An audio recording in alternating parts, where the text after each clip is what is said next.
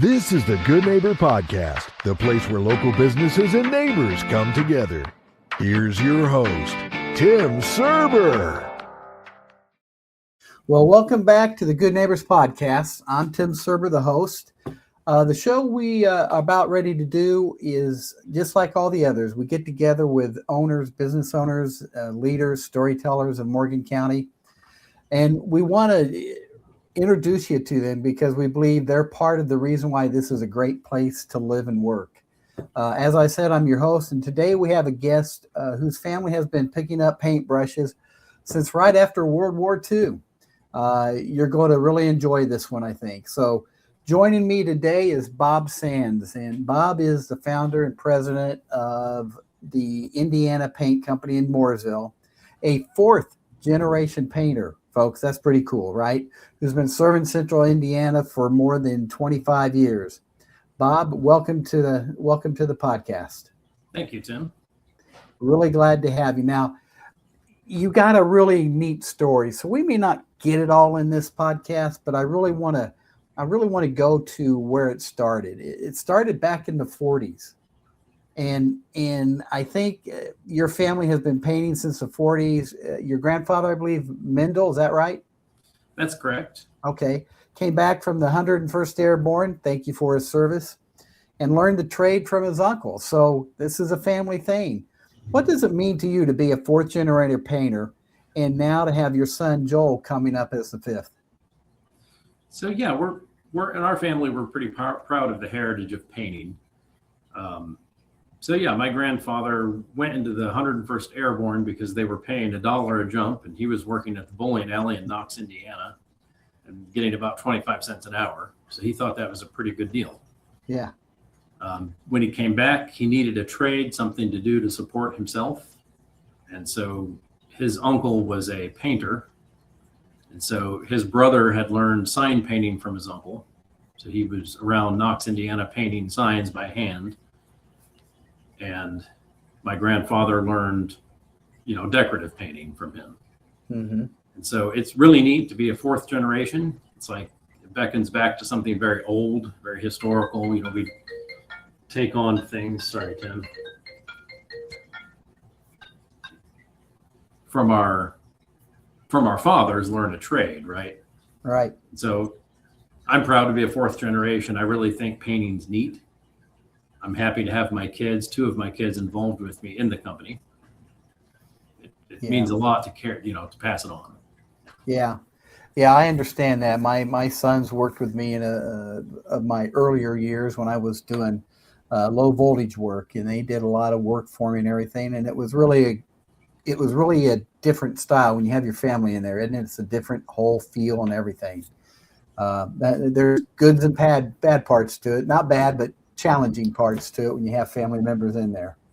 Yeah, sometimes you forget to treat them like grown adults. It's Yeah. gotta carry that with you, and sometimes there's baggage. They forget. They treat you like a parent. Yeah. Boss. Well, you tell a great story about traveling the Western U.S. in the 80s with your dad and grandfather painting Phillips 66 fuel stations, which I don't even know if you can find those anymore. Bright white bodies, clean red stripes in and out in 2 days. What do you carry with you from those summers on the road? Man, apart from a whole lot of great memories of, traveling the Southwest with my grandparents and my family. Yeah. We still are proud of leaving behind clean, freshened up buildings in a community. There's nothing like painting a person's living room and having them feel very gratified. It just brings a certain order to life. Yeah, and I would think traveling like that and having to do those in a quick time or in a certain time, that builds work ethic, doesn't it? Doesn't it give you and also it really defines your craftsmanship, your ability to really, I think, perform and provide great results. Oh, absolutely. From the minute we pulled up, we opened the back doors of the trailer and, we knew what to do. So, I'd drag all the drop cloths out and Grandpa would start putting tints in the paints and, everything was done by hand back then. Yeah, it's interesting. You said tint with paints. I mean, now they got machines that do it all, but I mean, you made a mistake. You could ruin a whole thing of paint, I guess. Yeah, yeah. I mean, you kind of did everything back then. Yeah. Now, after high school, you actually tried to get away from the painting business. A lot of kids do that when it's a family business. You did house moving, foundation repair, even Bible college in Louisville, and the goal of pastoring a church. What pulled you back to the trade? Do you see your work today as kind of a ministry in its own rights? Yeah, that's a big question. So all of those things that are listed there were things my family were involved in. So my mom's dad was a house mover. My mom's brother was a foundation repair guy. Okay. So, I like working with family. It's a real tight knit place, and, people care for you when it's family. Yeah. In ways that it doesn't always happen at a job, at a business. But yeah, I mean, I tried my hand at pastoring, got my degree there. What pulled me back, pastoring is a very particular kind of thing, and you have to have a calling. And I think after Bible college and trying to go into the pastorate, I just didn't have it. And so going back to paint was a way of helping people, not only the customers, but also employees. And the way we minister to them here is, we care for them like family. Yeah. And so we've tried to create that company where even though someone may not be a family member, we still care for them like that. We still, are concerned about their lives, all the ins and outs of it. And, we've had people that have had health problems, and we accommodate. Yeah, I tell you, it's important, and it's nice to see that your company, and I've known you as acquaintance for a few years, but always noticed the respect and that you have for a lot of people when you're talking to them. And I think that's a very important, and if that can trickle down into the company, then, you'll have great results, I think, with the company when they feel like they're part of something. So leadership is very important, and you've done that. Now, this used to be called something else, didn't it, before it was the Indiana Paint Company? So it was Indiana Commercial Coatings was the first rendition of it back in 2003. Okay. And that our goal was just to serve the general contractor community, just to do work for the commercial world. We decided in 2005 to rename it Indiana Painting. Okay.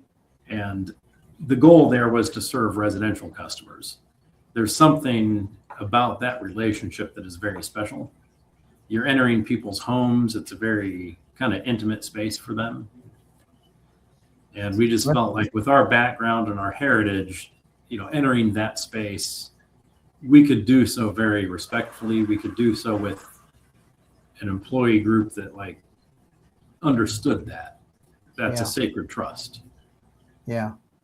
And I think that's neat. And it's a good thing to have that. And, you have commercial, you have residential.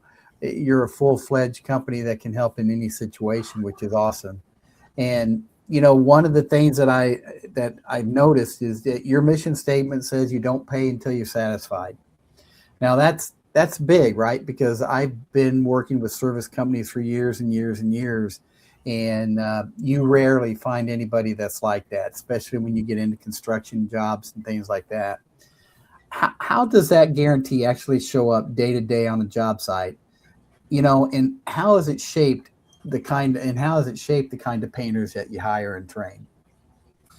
So I feel like because of that sacred trust, and in our industry, just to be frank, it's not known for people that, that leave a good taste in your mouth when they're done, right? And so I know that me and my crew can actually go in and make people happy. And so the whole point to that guarantee was just to give people comfort. You don't pay me a dime because I know I'm going to go in there. We're going to respect your home, your business, whatever it is, and we're going to finish in a way that you can be proud of. Yeah. And so I want people to feel like Like, that's a trust. And I understand that. You're placing your trust in me to come into your home and do work and not leave behind a mess. And so that guarantee just, oh, go ahead, Tim. No, I was just thinking that that's you talking, but you have to have your painters, the people in the house, with that same mentality and drive to provide great service like that. And that's not easy to train. So you got your painters doing that. How do you get that through to them to where they take that kind of ownership to make that happen? So we do follow rules. So, we text the customer before we get there and we let them know. I'm sure you've had the apps where the air conditioning repair guy says, I'm going to be there in 30 minutes. And 2 hours later, they're still not there, right? Yeah. It happens all the time. Yeah. So we don't use a machine that does this. We actually have our guys trained. When you're 20 minutes out, you let them know. I don't want to show up and you're still in the shower. I don't want to show up and you had to step out for a minute. I don't think that's fair. I want you to be relatively confident that when I say I'm going to be there, I'm going to be there. So that's one of the main things. Communication is another. I mean, how many times have you taken your car to a mechanic and they keep it for a week and you just don't know what's going on? Nobody's communicated with you. Nobody knows when it's coming back. Yeah. And so you have to call and they're like, oh yeah, we did this. Well, why not be the kind of company that is proactive and actually calls you and says, hey, Tim, we have your car in here. We've looked at it. We're going to order this part. It's probably going to take 3 days to come in. We'll have it put on by next Friday. Is that okay with you, Tim? Yeah. That would be a much better experience than what we usually get. Yeah. And, I understand when you hire me to paint your exterior or parts of your interior, we're talking thousands, if not tens of thousands of dollars. I think that warrants better communication, better expectations. You're actually out something in this relationship. Yeah. And that trust we take very seriously. And so we train them, when you go into somebody's house, wear shoe covers. They don't know where your feet have been. They don't know what you're dragging in. Right. Respect it.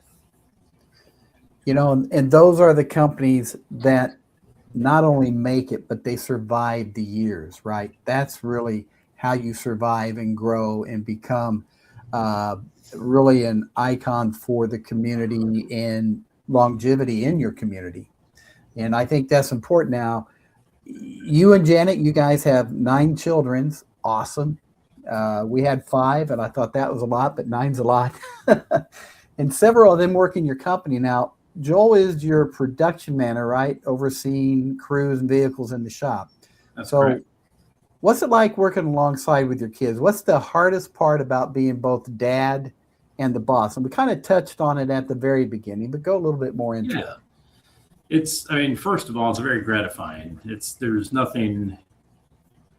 wonderful to come into the shop and see your kids working. Sarah, she's my daughter. She's answering the phones. Joel's our production manager. And it's wonderful to see them grow and to see them get out there and do things that neither you or them knew they could do or would do. So it's fun to be the one that gets to observe them at work every day and the growth that they've had. It's also just nice to see them. I mean, they've both moved out of our house now, and it's nice to be able to see them every day again. That's good. Yeah. The hardship is just, like we said before, it's, that parent-child relationship sometimes gets confused. And, you know all their hang-ups because you had them since they were 0 years old, and so. Right. And they've been with you the same time, and they know that, when you fly off the handle, it's like, there's things going on, right? Yeah. So, That's but amazing. we work through it, and a lot of times they know things that nobody else does, and we talk. Yeah. That's great. I love family businesses. To me, it's what makes this country great, and I hope it comes back. It's trying, and I really would like to see more families following. I have a friend of mine whose business is really great, but none of the kids want it. And, that's heartbreaking for that parent, that father, that person who wanted his kids to take it over. So you're blessed to have that in there. And I think that's awesome. Any grandkids? We have one grandkid. Yeah, he's a great little 2-year-old guy, so he's into everything and keeps us busy, keeps us young. Yeah, no doubt about it. Now, you're active in the Mooresville Chamber, the Plainfield Chamber. You've served as president of the Indiana chapter or the Indy chapter of the Painting Contractors Associations, and you're a member of the Cross Point Church there in Mooresville. What this says is that you're involved in your community. Why is this so important for your business, you think? I think the way Janet and I look at it is kind of the way the British people look at it, right? We're stewards of what's going down. We've been passed something, and we're stewards of that, and we pass it on. And so it's important to invest into things like the PCA. It's a great organization that keeps us, ethical standards are aligned. We subscribe to those. Without having those organizations, things tend to degrade. Yeah. So we like to be involved in the church. We like to see people improve their lives. We like being involved in the PCA because the trade is important to me. I don't want a trade with a lot of substandard work going on. I want a trade where everything is as good as it can be. Yeah. And same with the community organizations, the chambers. I want a town where everybody's flourishing. I think everything in this country can be win-win. It doesn't have to be because I have it, you don't. We can both have it. And that's the nature of the United States. That's the nature of our community. It's you invest into it because it's invested into you. Yeah. Yeah, and you have a history of that. I know that, and I've known you through a lot of these organizations and meetings and stuff throughout Morgan County, and I've really enjoyed the time. I think you and I even had breakfast one time, and I really enjoyed that. The Paragon Diner, I think. That's right. Yeah. Now it's called something 66. So it's changed a few hands, but they do have great tenderloins there now. But last question, Bob, for homeowners or business owners listening right now who's been putting off painting, what's the one piece of advice you'd give them, and what's the best way for them to reach you and the team at Indiana Painting? Yeah, I mean, if you're thinking about painting, it's, if it's exterior, don't put it off. If nothing else, the improvement for the community, the improvement for yourself, your neighbors is worth it. But there's also a practical consideration. I mean, we see so much wood rot in our work, and that raises the cost of any paint project by quite a bit. And so you really don't want to put that off too long. Replacing wood is more expensive than paint. Interiors, I mean, the whole reason I love the paint industry is to see somebody's room go from kind of drab and you're making memories in that room, and you invite people into your home and they see that room, and it kind of speaks to where we're at in life, right? If we put stuff off too long, things kind of tend to degrade, and it's just not great for our morale or that kind of thing. So I would encourage people, just take care of it. It does cost, but everything in life costs. Second, you can get a hold of us. I mean, we're right here at 46 West Main Street. You can stop by. We're here from 8 to 5, or you can call us at 317-528-9500, or stop by our website, indianapainting.com. We'd be happy to book estimates online, right? Anytime? Yeah, you can book your own appointment at the website anytime. And it's either going to be me coming to your home or business, or my salesman, John. We'd be happy to take care of you. Well, Bob, I tell you, thank you for sharing your family story and the heart behind the Indiana Painting Company. 25 years of serving this community is no small thing. That's really a feat. And I think it's something to be very proud of. And the community should be proud of having a company that has stayed with it for so long. And it's clear why folks around here, I think, trust you. Listening to what you train your painters to do, your motto that you have. I think those are all great things. So I really appreciate you being on the show, and I hope you have a great day. I appreciate it, Tim, and keep up the good work. Well, we're going to try, that's for sure. And that's it for the Good Neighbors podcast this time. I hope you enjoyed hearing from Bob Sands of the Indiana Painting Company. And until next time, be a good neighbor. Morgan County, we'll see you later. Thank you for listening to the Good Neighbor Podcast. To nominate your favorite local businesses to be featured on the show, go to gnpmorgancounty.com. That's gnpmorgancounty.com or call 317-743-2058.